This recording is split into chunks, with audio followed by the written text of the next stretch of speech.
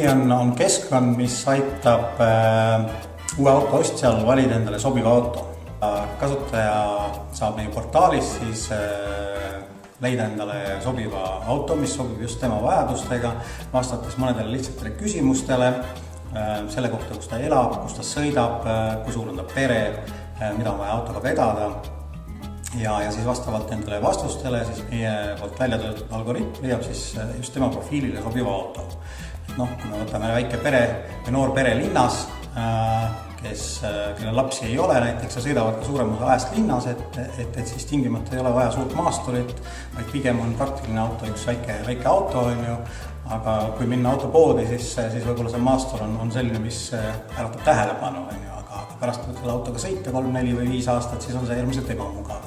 Et kui kasutaja vastab siis õieti nendele küsimustele või ausalt, siis kindlasti tuleb siit välja, et talle sobibki selline väike auto.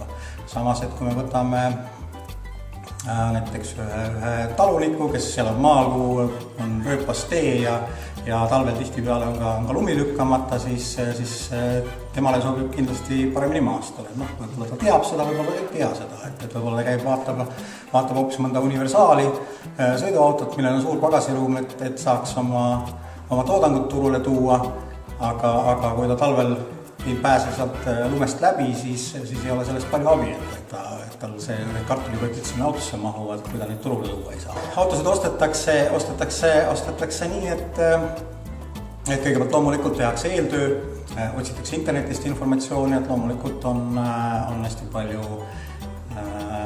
reklaami, meil ajalehes, televiisoris ja igal pool ja tihtipeale vaadatakse ka neid, otsitakse internetist informatsiooni, et millised autosid on, käiakse erinevatel kodulehtedel ja enamus inimesi suudab siis valida võib-olla 3–5 margi vahel. Et need on need, mida siis nagu teatakse, et mis on kusagilt meelde jäänud ja valitakse sealt siis võib-olla sobiv mudel välja ja käiakse siis läbi need automüüjad ja tehakse proovisõitu, räägitakse müügimeestega ja kellel muidugi on igal ühel oma sõnum, et miks see auto parim on.